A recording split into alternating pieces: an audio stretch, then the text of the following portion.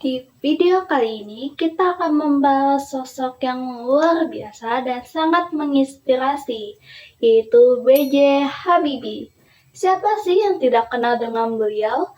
Seorang teknokrat, ilmuwan terkenal, dan Presiden ketiga Republik Indonesia. Nama B.J. Habibie mungkin sudah tidak asing lagi kita dengar. Ia mempunyai nama lengkap Baharudin Yusuf Habibie yang lahir pada tanggal 25 Juni 1936 di Parepare, Sulawesi Selatan. Ia merupakan anak keempat dari 8 bersaudara.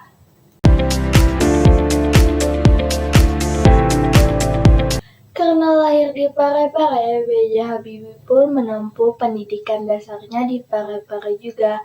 Namun sayangnya saat beliau berusia 14 tahun, sang ayah Alwi Abdul Jalil Habibie meninggal dunia pada tanggal 3 September 1950 akibat serangan jantung. Karena sang ayah meninggal dunia, kepala keluarga kemudian digantikan oleh sang ibu yang pada akhirnya memutuskan untuk menjual rumah mereka di Parepare dan memutuskan untuk pindah ke Bandung.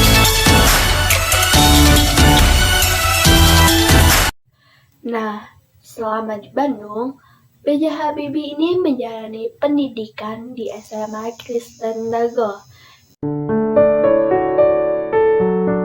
dan melanjutkan pendidikan tingginya di Institut Teknologi Bandung atau ITB, yang pada saat itu masih bernama Universitas Teknologi Indonesia Bandung, dengan mengambil jurusan Teknik Mesin. Namun, hanya 6 bulan menjalani pendidikan di ITB, beliau kemudian mendapatkan beasiswa dari pemerintah untuk melanjutkan studinya di Rheinische Technische Hochschule, Jerman.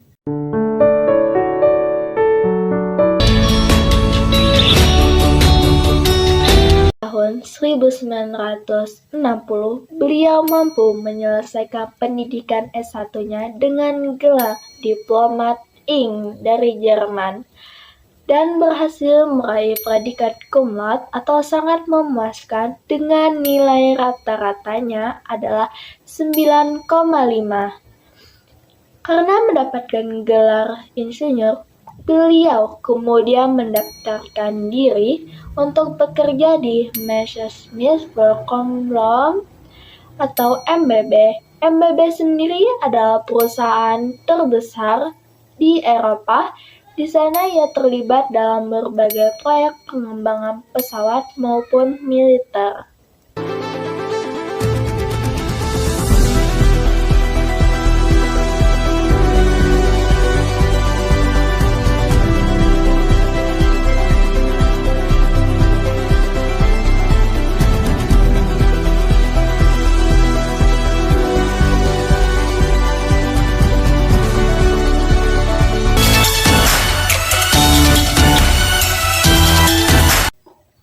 Nah, teman-teman tahu nggak? Jerman bahkan memberikan status warga negara kehormatan loh kepada B.J. Habibie.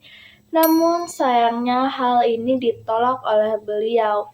Walaupun begitu, Jerman tetap bersikeras untuk memberikan status warga negara kehormatan kepada B.J. Habibie dengan memberikannya kebebasan untuk kapan saja tinggal di Jerman. Bahkan, hal yang sama juga dilakukan oleh pemerintah Filipina. Bahkan, Filipina pernah menawarkan sesuatu yang sangat menggiurkan kepada B.J. Habibie. Namun, sayangnya hal ini tetap ditolak oleh beliau.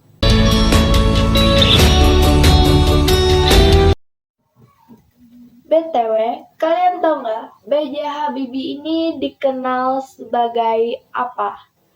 Ya, B.J. Habibie ini dikenal sebagai Bapak Teknologi Indonesia dan juga sebagai pelopor industri penerbangan Indonesia. B.J. Habibie bahkan memberikan kontribusi besar bagi Indonesia dan dunia. terutama dalam bidang teknologi, industri penerbangan, dan juga politik. Tak tinggal diam, B.J. Habibie juga ikut berkontribusi dalam berbagai teori. Salah satunya adalah teori progression atau perambatan retak. Teori ini merupakan sebuah metode untuk menganalisis perambatan retak pada struktur pesawat yang meningkatkan keamanan dan juga keefisiensi pesawat. Teori ini berkaitan dengan struktur pesawat terbang. Bahkan sudah banyak digunakan oleh industri penerbangan dunia. Teorinya ini kemudian dikenal dengan Habibie Particle, yaitu konsep yang memperhitungkan keandalan material pesawat hingga tingkat atom.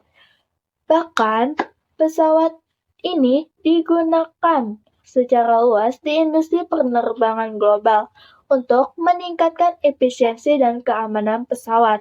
Berkat keahliannya, Habibie juga mendapatkan julukan Mr. Truck di dunia industri penerbangan internasional.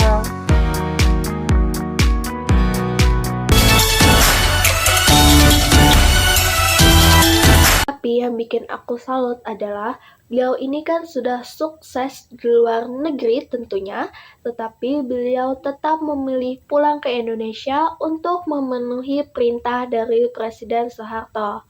Alasannya apa? Alasannya adalah untuk membangun industri yang lebih strategis lagi, terutama pada industri penerbangan. Habibie kemudian mendirikan industri pesawat terbang Nusantara atau IPTN, atau yang kemudian sekarang lebih dikenal sebagai PT Dirgantara Indonesia.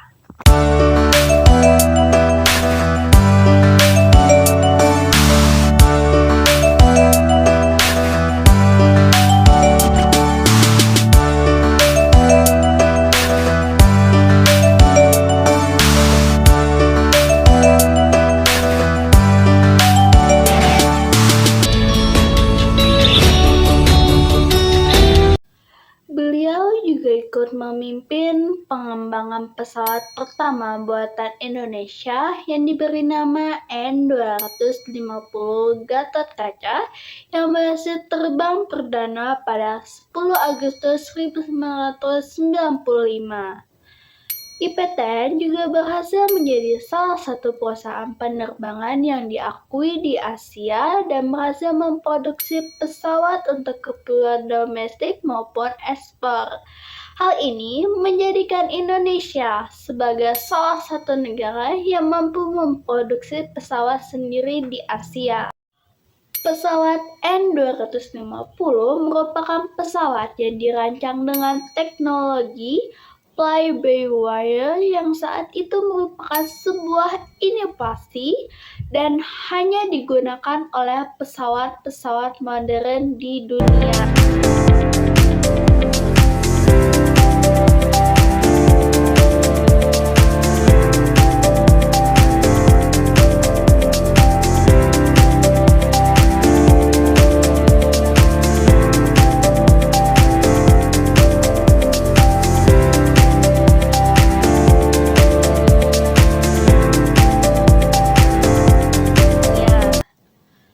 Nah, selain pesawat N250 tadi, B.J. Habibie juga berperan dalam pengembangan pesawat CN235, yaitu hasil kerjasama antara Indonesia dengan Spanyol.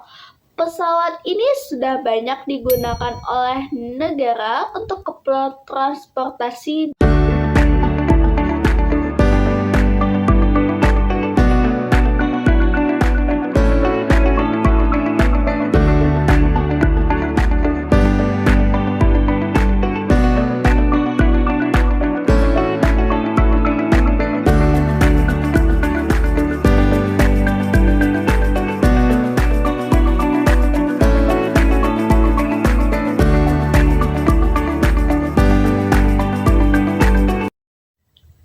Setelah berhasil menciptakan pesawat N250, Habibie tidak berhenti sampai di situ. Ia kembali bermimpi untuk membawa Indonesia ke panggung dunia dengan pesawat R80. Pesawat ini dirancang untuk melayani rute penerbangan regional dengan kapasitas 80 penumpang.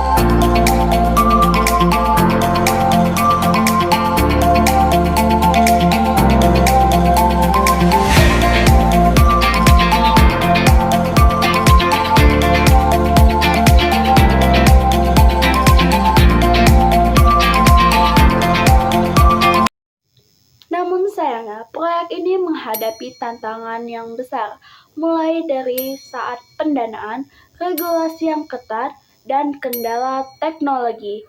Walaupun begitu, semangatnya untuk melihat pesawat R80 terwujud tetap menjadi inspirasi bagi banyak pihak.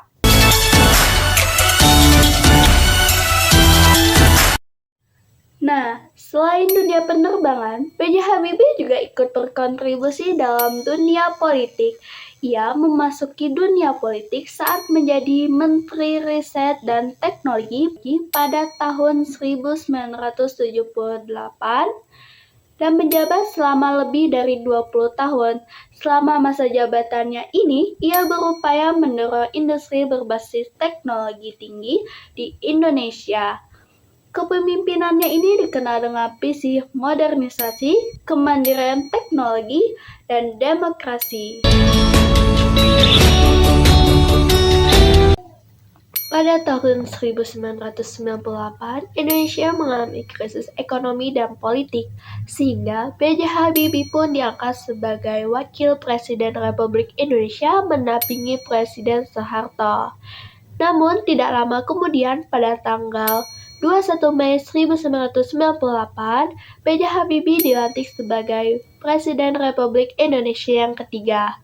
Saya memutuskan untuk menyatakan berhenti dari jabatan saya sebagai Presiden Republik Indonesia, maka Wakil Presiden Republik Indonesia, Profesor Dr. Insinyur B.J. Habibie, yang akan melanjutkan sisa waktu jabatan Presiden Mandataris MPR 1998-2003.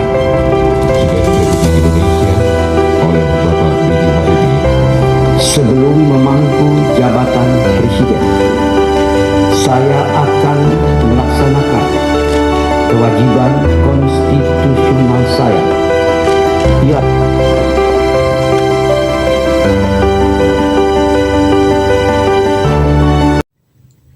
Di tengah krisis ekonomi dan politik yang melanda Indonesia, B.J. Habibie harus mengambil langkah cepat untuk memulihkan ekonomi Indonesia setelah krisis moneter dengan memperkuat sistem perbankan dan kebijakan ekonomi yang lebih strategis lagi. Pada masa kepemimpinannya ini, Habibie menerapkan 4 kebijakan.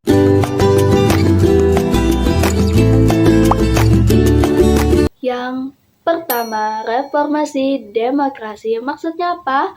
Habibie memberikan kebebasan pers dengan mencabut semua larangan terhadap media massa setelah bertahun-tahun di bawah kontrol ketat Orde Baru, menghapus difungsi ABRI dan memperkenalkan desentralisasi pemerintahan, dan membentuk Komisi Pemilihan Umum atau KPU untuk pemilu pertama yang bebas di Indonesia.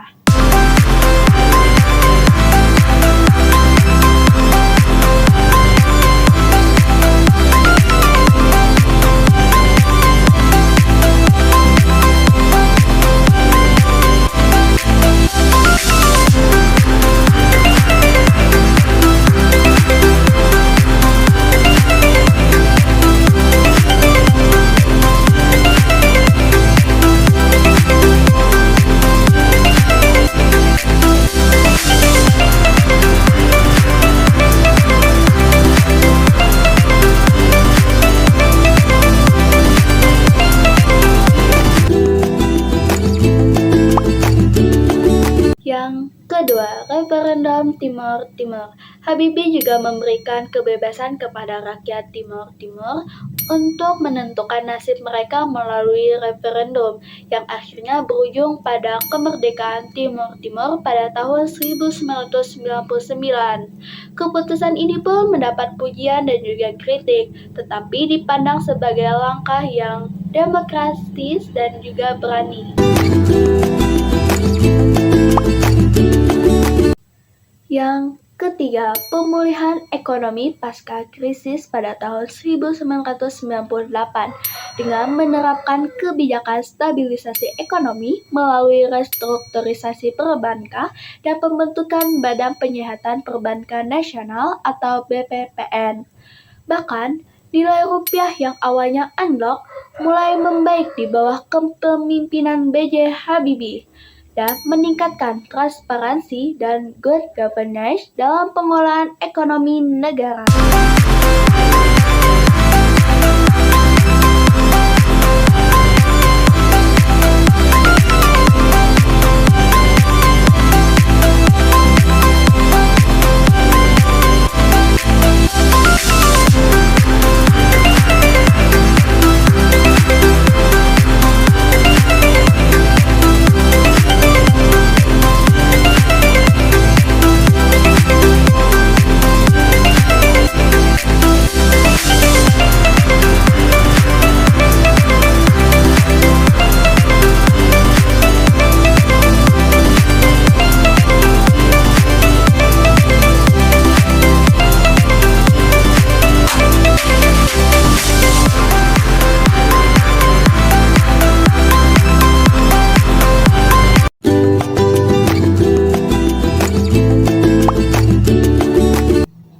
Yang keempat, otonomi daerah, yaitu dengan disahkannya Undang-Undang Otonomi Daerah yang memberikan lebih banyak wewenang kepada pemerintah daerah dalam pengelolaan sumber daya dan pembangunan daerah. Sayangnya, masa kepemimpinan B.J. Habibie ini sangatlah singkat. Ia hanya sempat menjabat selama 1 tahun 5 bulan, tetapi sudah menghadapi banyak tantangan politik. Bahkan, pidato pertanggungjawaban yang dibuatnya kepada MPR ditolak dengan alasan Timor Timur yang lepas dari Indonesia, yang pada akhirnya memutuskannya untuk tidak kembali mencalonkan diri kepada pemilu. Walaupun begitu, kepemimpinannya tetap memainkan peran penting untuk Indonesia.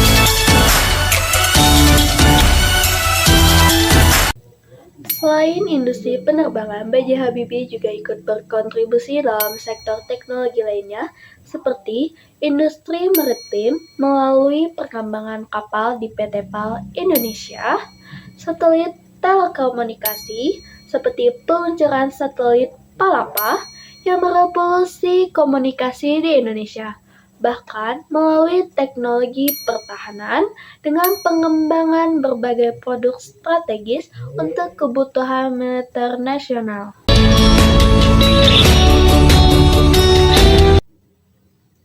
Di balik semua kesuksesan B.J. Habibie, ternyata ada sosok luar biasa yang selalu menemani beliau.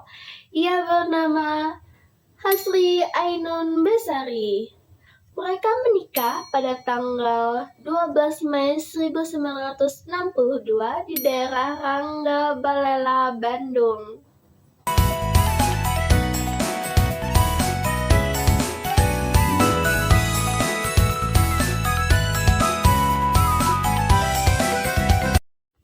Setelah menikah, Habibie dan Ainun dikaruniai 2 orang anak. Ia bernama Ilham Akbar Habibie dan juga Tori Kemal Habibie.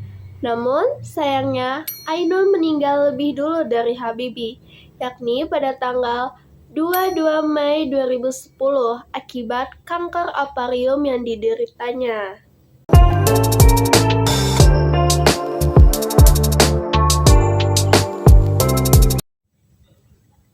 Kisah cinta mereka ini bahkan dikenang dan diabadikan dalam sebuah buku yang berjudul Habibie dan Ainun, yang kemudian diadaptasi menjadi sebuah film yang sangat populer di Indonesia.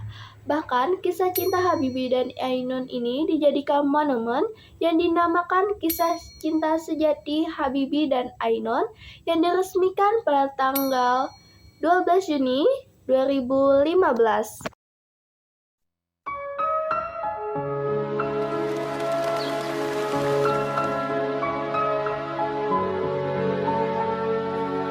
Ainun, saya tidak bisa menjanjikan banyak hal. Entah Ainun bisa terus menjadi dokter atau tidak.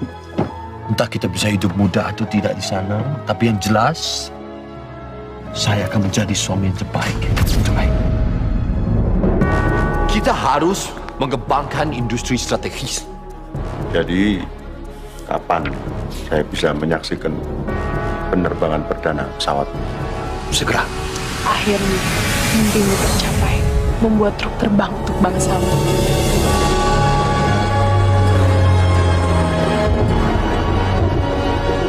Sumpah Jabatan Wakil Presiden Republik Indonesia akan memenuhi kewajiban Wakil Presiden Republik Indonesia dengan sebaik-baiknya dan seadil-adilnya, serta berbakti kepada nusa dan bangsa.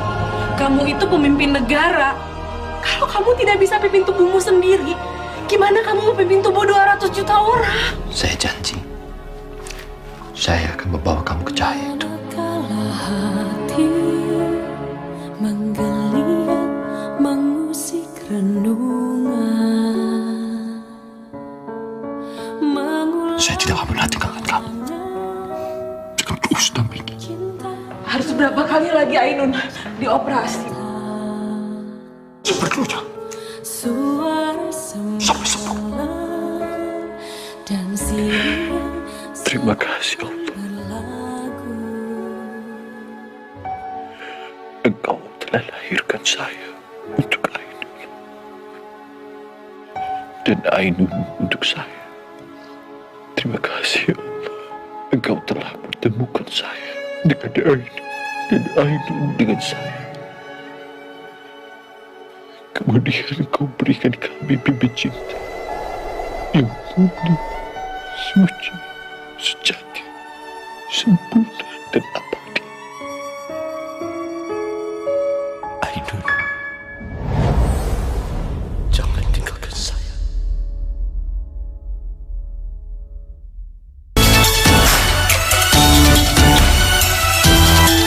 Sepanjang perjalanan hidupnya, Habibie sudah menerima banyak sekali penghargaan, baik dari dalam negeri maupun dari luar negeri.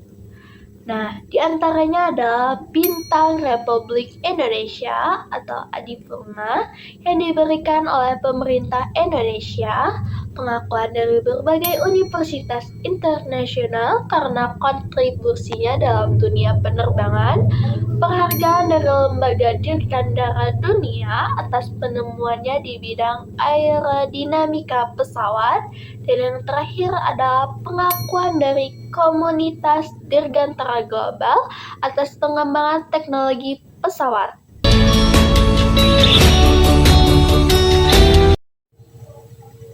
B.J. Habibie meninggal dunia pada 11 September 2019 di Jakarta pada usia yang ke-83 tahun.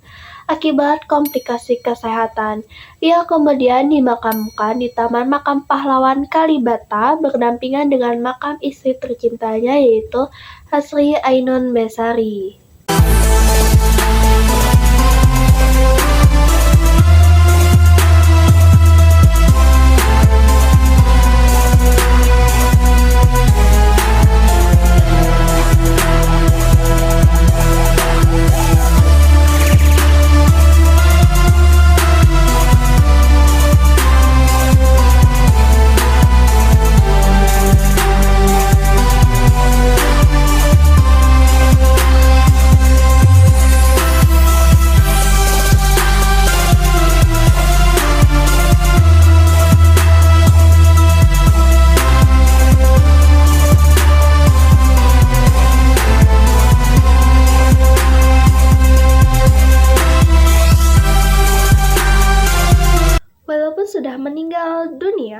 Habibie tetap dikenang sebagai sosok yang cerdas, bekerja keras, dan penuh cinta untuk bangsa ini.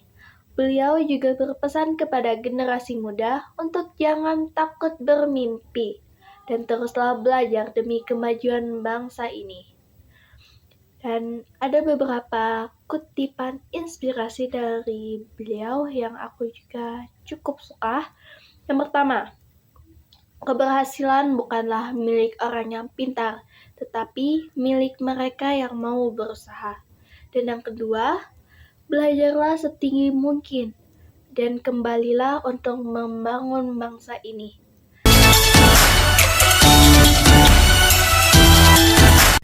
Sebelumnya, aku sudah menjelaskan mengenai IPTN yang didirikan oleh B.J. Habibie.